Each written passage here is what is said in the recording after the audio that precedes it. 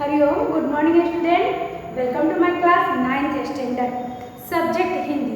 आज हम 8 chapter start करेंगे, पार्ट 1।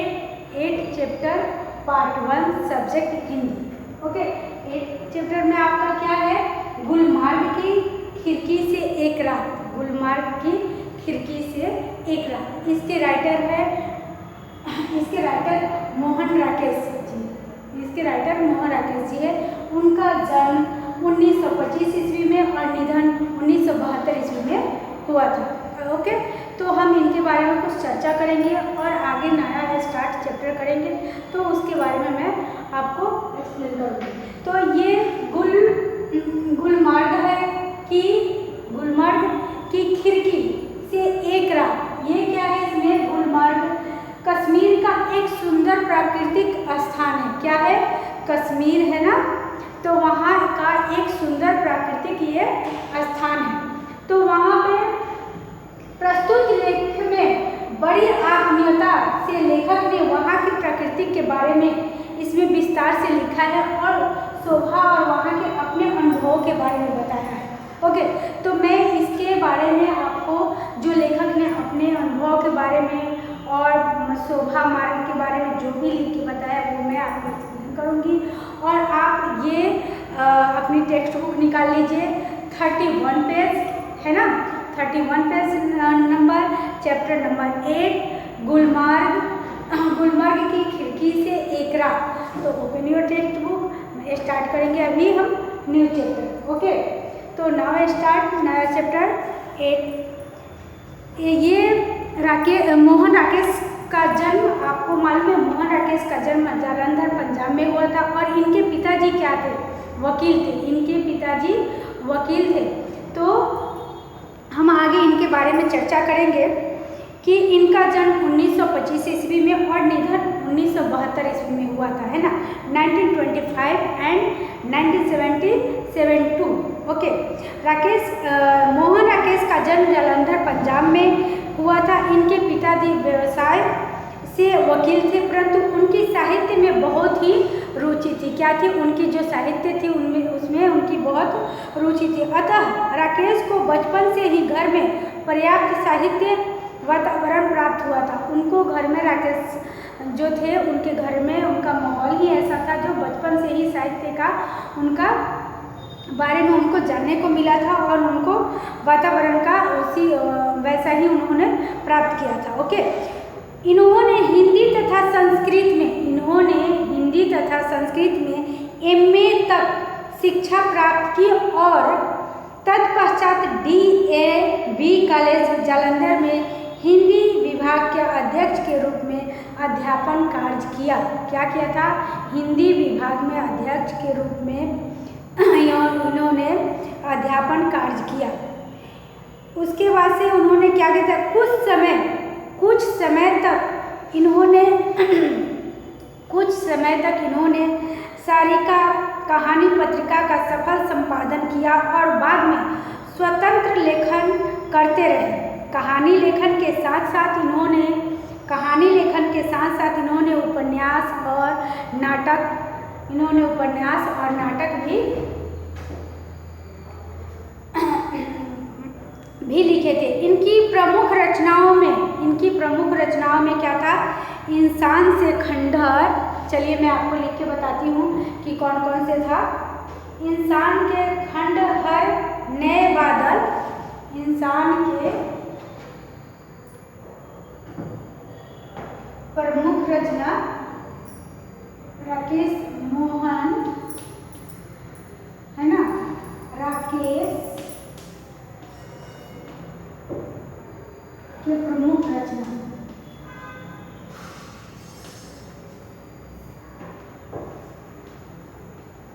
ओके, इनके कौन कौन से है वो मैं आपको लिख के बता देती हूँ।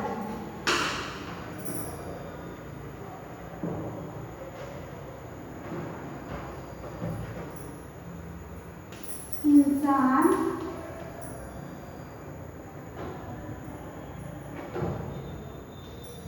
के खंडहर। ओके, ये है एक इनका दूसरा है नए बादल, नए बादल, ओके।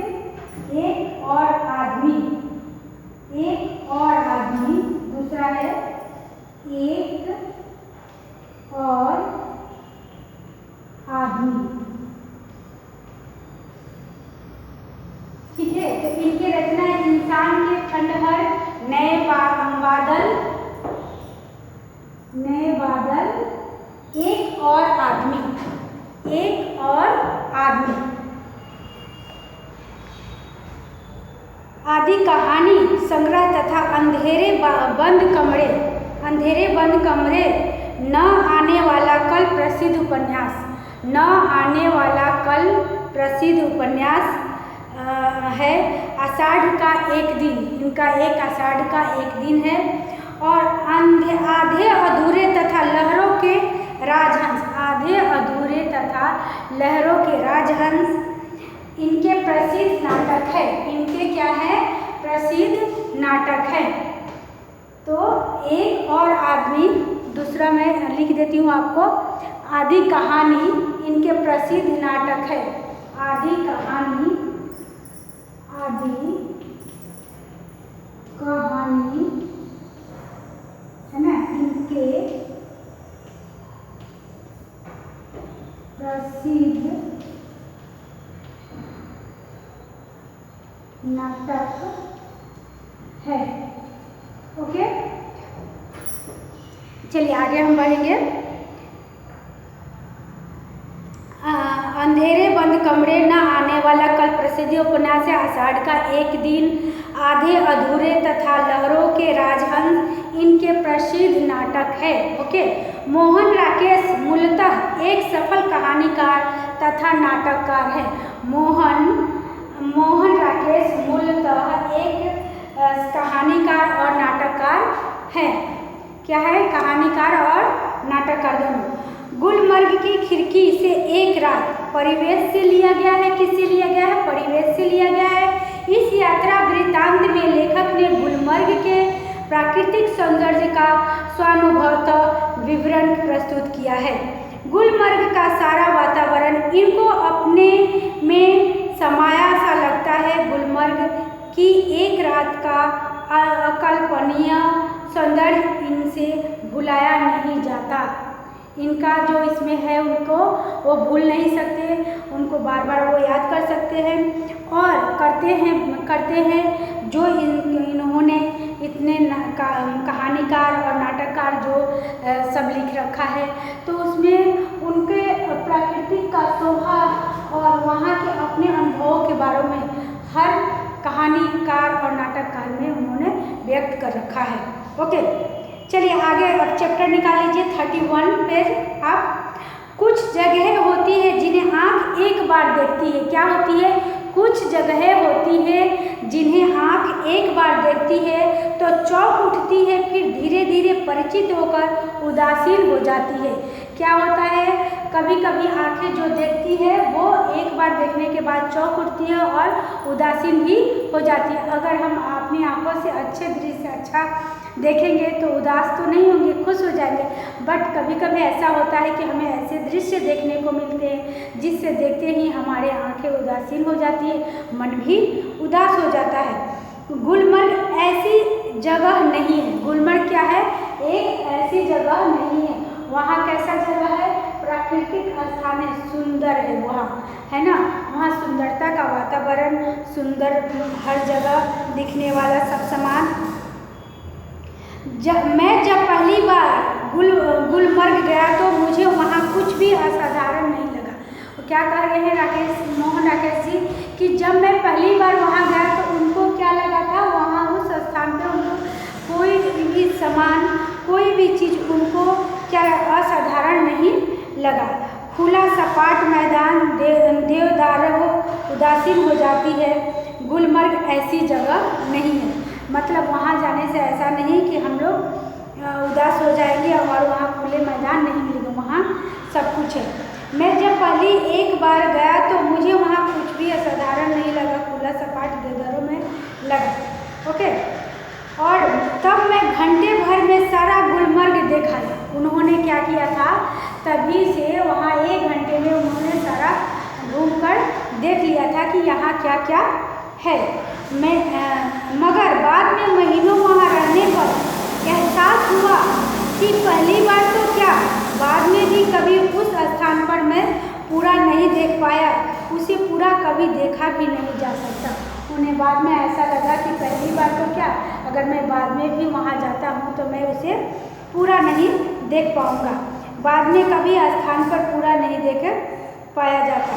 शायद यही कारण है कि गुलमर्ग में रहकर वहाँ के साथ व्यक्ति आत्मीयता धीरे धीरे इतनी गहरी हो जाती है, धीरे धीरे इतनी गहरी हो जाती है कि वह अपने को भी उस सपाट मैदान के एक हिस्से के रूप में ही देखने लगता है। कांपती तितलियाँ उठते बादलों और बर्फ से चमकती पहाड़ियों के तरह दूसरी ओर एक पूरा विस्तार क्या था जिसमें वह स्वयं ही रहता है। उसमें अपने समाया हुआ सा लगा। सूर्योदय और सूर्यास्त, दूसरी ओर वह पूरा विस्तार जिसमें वह स्वयं भी रहता और अपने में समाया सा लगता है। तो दोनों संध्याएं, सूर्यास्त और सूर्योदय के समय दोनों संध्याएं, घना कोहरा, पीली धूप और सब कुछ, इसलिए जब व्यक्ति गुलमर्ग से चलता है तो एहसास होता है कि अपने से कुछ बिछड़ने का अपने उस रूप से जो इतना परिचित होते हुए भी सदा अपरिचित बना रह जाता है। इतना परिचित होते हुए भी वहाँ सदा अपरिचित बना रह जाते हैं। ओके, गुलमर्ग में अपने फूल बनकर उगते हैं। गुलमर्ग में अपने सपने फूल बनकर उगते हैं। हरियाली के आर पार लाल लाल और छतों के ऊपर आकाश में आंखें मुग्ध होकर देखती रहती है। ओके, फिर और फूलों में नए नए रंग भर जाते हैं। फूलों में क्या होते हैं, नए रंग भर जाते हैं, है ना। तितलियाँ में तिराहा और गुलमर्ग एक क्या है, कश्मीर का एक सुंदर प्राकृतिक स्थान है। और फूलों में नए नए रंग भर जाते हैं, वातावरण में नई नई कोपलें फूट आती है। हर क्षण के एक नया अनुभव और नए रोमांच की सृष्टि होती है। बादलों की पोर्टिको के नीचे लोग बाहें फैलाकर घास पर बैठे रहते हैं। जो वहाँ का घास होता है क्या करते हैं, वहीं पर वो बैठे रहते हैं और वो देखते हैं। कपोलो मीन्स नई जो पेड़ के निकलते हैं ना, उसके हम बोलते हैं कपोलो। पोर्टिको माने बरामदा, पोर्टिको मीन्स बरामदा, यहाँ है ना, आप देख लीजिए, पोर्टिको मीन्स बरामदा। तो वहाँ वो क्या करते हैं, बैठे रहते हैं। ठीक है, बादलों के पोर्टिको के नीचे लोग बाहें फैलाकर घास पर बैठे रहते हैं, यानी कि बरामदा में वो लोग ऐसे हाथ फैला के बाहें फैला के बैठे रहते हैं। दूर दूर तक सैलानियों की पंक्तियाँ घोड़े दौड़ाती नजर आती है रंगों के कुछ बिंदु, हरियाली, पूरा विस्तार एक बार सिहर जाता है और अपने को समेटने लगता है। हरियाली का सपना कुहासे के फूल में बदल जाता है। हरियाली का क्या होता है, जो सपना है वो कुहासे के फूल में बदल जाता है। मैदान सुरमई आभा ओढ़ लेता है।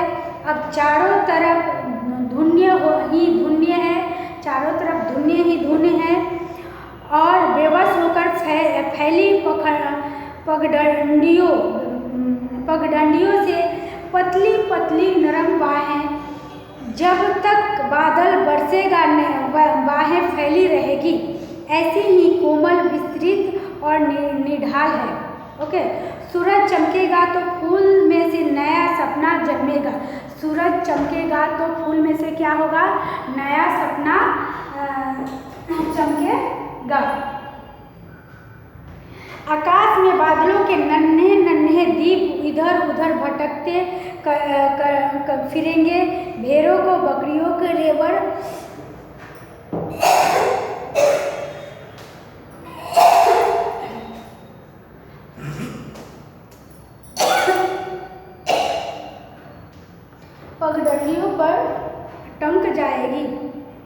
ओके, एक दिन रात की प्रतीक्षा करता सा प्रतीत होगा। रात आएगी तो सब कुछ खामोश क्या हो जाएगा, हो जाएगा। मैदान की वह खामोशी भी जो दिन के समय इतनी वाचाल हो जाती है। ओके, गुलमर्ग की वह रात मुझे कभी नहीं भूलेगी। गुलमर्ग की वह रात उनको कभी नहीं भूलेगी। मैं होटल के खिड़की में खड़ा था। एक दूर, बहुत दूर सामने से एक बरसाती घटा मेरी तरफ बढ़ती क्या है, आ रही थी। मैं प्रतीक्षा कर रहा था कि कब वो मुझ तक पहुँचे और मुझे कब तक मुझे अपने में लपेट ले, कब तक मेरे पास वो पहुँचे और मुझे अपनों में लपेट ले। ओके, बरसाती घटा में घिर जाने से बड़ा सुख मैंने बहुत कम जाना है। घटा ऊपर से घिर आए और व्यक्ति को छोटा करके उस पर छा जाए, यह इससे अलग स्थिति है। इस बार आती हुई घटा का हर संकेत मेरे सामने था और मैं उसके बराबर का होकर अपनी खिड़की में खड़ा उसे बुला रहा था कि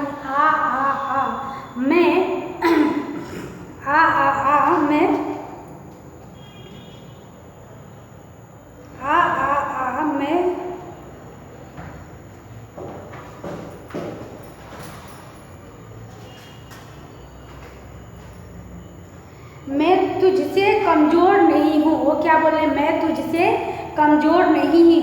हवा तेज थी मगर घटा तेज नहीं बढ़ रही थी। हवा तेज थी मगर घटा क्या है, तेज नहीं बह रही थी।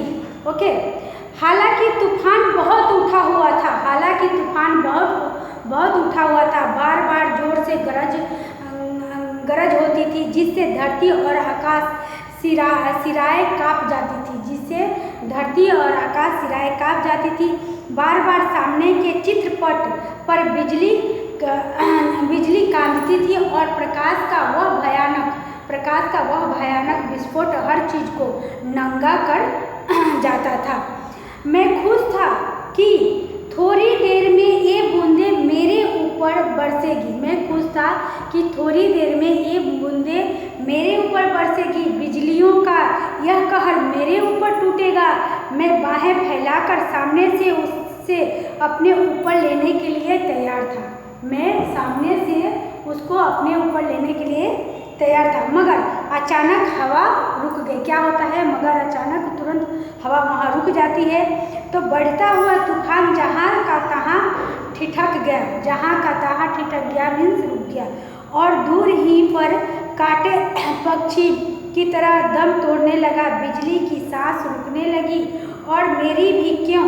हवा के रुक जाने से मुझे भी बहुत ऊंचे आसमान से नीचे आना पड़ा था। क्या हुआ था, ऊंचे आसमान से नीचे आना पड़ा था। तूफान का जोम उतर गया और उसके साथ ही मेरा भी। मैं उसके बराबर का कभी नहीं हो सका। ओके, वे ऐसे क्षण समय है ना, जो जीवन में दो एक बार आते ही थे। गुलमर्ग में रहते हुए ऐसे क्षण हर किसी के जीवन में किसी न किसी रूप में अवश्य आते होंगे, है ना। ऐसा नहीं कि उनके ही जीवन में आते थे, किसी न किसी रूप से जीवन में आते ही होंगे। ओके, तभी तो मुद तक वहाँ रह चुकने पर कोई भी आकर्षण व्यक्ति को फिर खींचकर वहाँ ले जाता है। वरना वहाँ है क्या, एक खुला सपाट मैदान जहाँ ज़्यादा गल्फ खेली जा सकती है। व्यक्ति क्यों बार बार वहाँ जाना चाहता है? क्या गल्फ खेलने के लिए ही वहाँ व्यक्ति बार बार जाना क्यों चाहता है? गल्फ के लिए वहाँ खुला मैदान सपाट है इसलिए, या वहाँ व्यक्ति को जाने में अच्छा लगता है इसके लिए। तो अभी अपने आप को मैंने बारे में बताया कि मोहन राकेश जन्म सन 1925 ईस्वी 1972 ईस्वी में निधन हुआ था। उन्होंने क्या किया था, तो कश्मीर का एक सुंदर प्राकृतिक स्थान है वहाँ, तो उसके बारे में उन्होंने लेखक ने अपनी प्राकृतिक शोभा के बारे में वर्णन किया और अपने अच्छी अच्छी बातें बताया और अपना अनुभव उन्होंने व्यक्त किया। ओके, तो अब मैं आपको इसका मीनिंग लिखवा देती हूँ, शब्दार्थ। तो आप बोर्ड पे देख लीजिए कि शब्दार्थ लिखना है, तो open your text book and notebook. Okay, erase कर देती हूँ। ये आपने देख लिया कि प्रस्तुत लेखक में बड़ी आत्मीयता से लेखक ने वहाँ की प्राकृतिक शोभा क्या की है और वहाँ के अपने अनुभवों के बारे में बताया है ना। और मोहन राकेश के प्रमुख रचना है इंसान के खंडहर, नए बादल और एक आदमी आदि कहानी इनके प्रसिद्ध नाटक हैं, है ना। चलिए इरेज करती हूँ मैं इसको।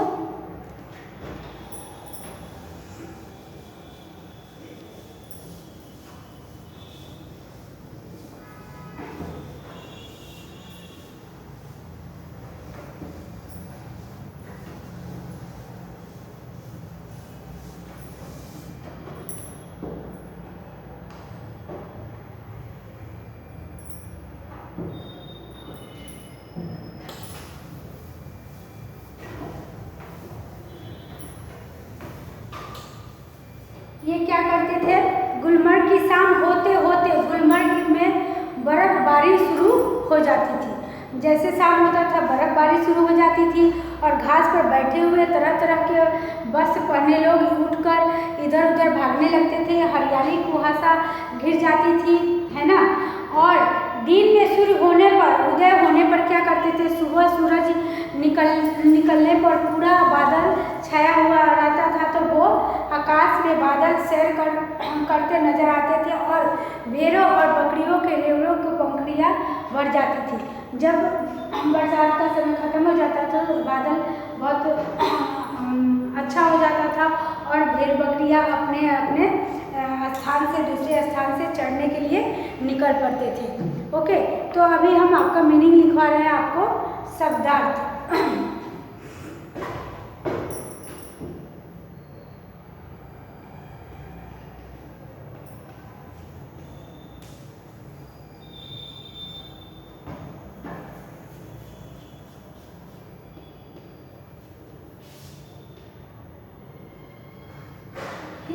चलिए पहला लिखेंगे गुलमर्ग, है ना। लिखेंगे गुलमर्ग, है ना। गुलमर्ग कश्मीर का एक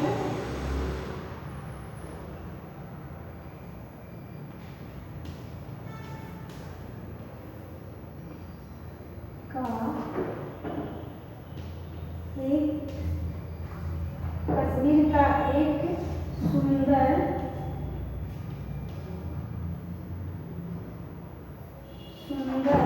प्राकृतिक रमणीय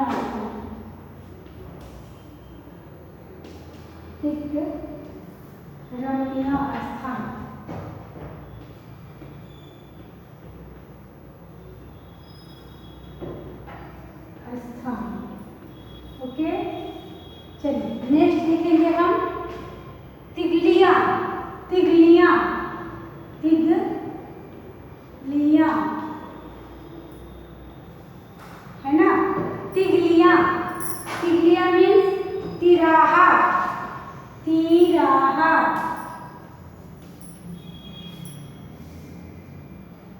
है ना। या जहाँ तीन रास्ते मिलते हो उसको क्या बोलते हैं, तिगलियाँ। जहाँ तीन रास्ते मिलते हो,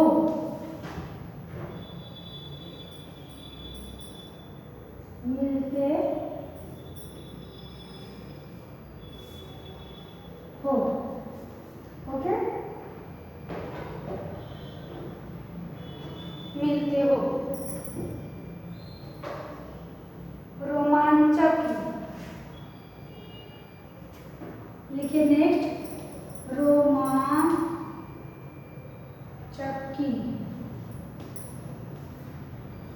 है ना। आनंद देने वाली, क्या है, आनंद देने वाली, आनंद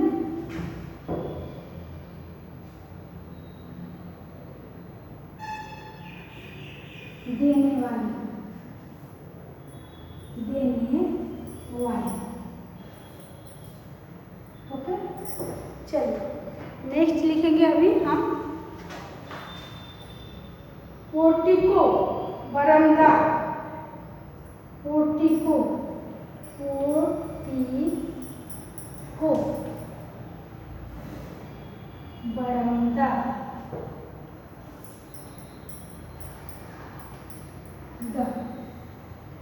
अब मैं एडिट कर दूँ इसका।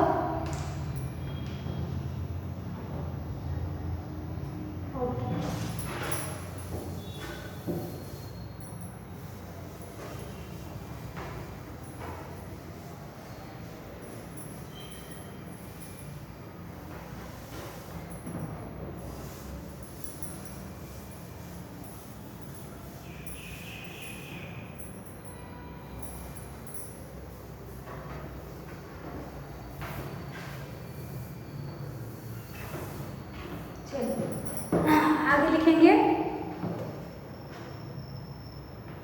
रेबर, रेबर, लिखिए रेबर। रेबर मीन्स क्या होता है मालूम है, झुंड, क्या है, झुंड। रेबर मीन्स झुंड। ओके, कहर, कहर मीन्स अत्याचार, कहर अत्याचार, अत्याचार। दम तोड़ना, दम तोड़ना, दम तोड़ना मतलब मर जाना, मर जाना। ओके, तो ये आपका मीनिंग है, दम तोड़ना, मर जाना।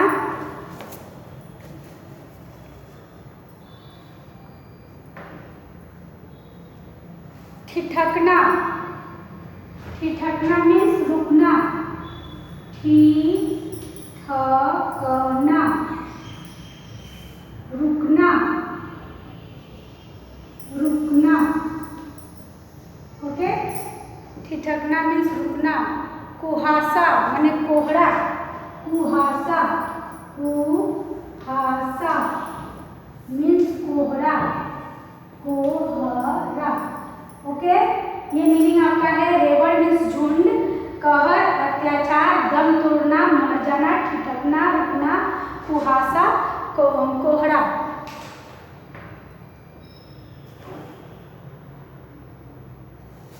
कोपल, कोपल मीन्स नई पत्ती, कोपल। कोपल किसको बोलते हैं, कोपल मीन्स जो नई पत्तियां निकलती है ना पेड़ में से, उसको नई पत्ती, नई पत्ती मीन्स कोपल। ओके, चलिए नई पत्ती।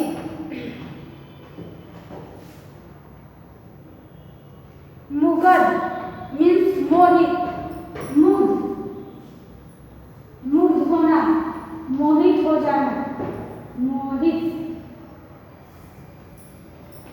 मोहित, है ना, मोहित। लिख लिया आपने।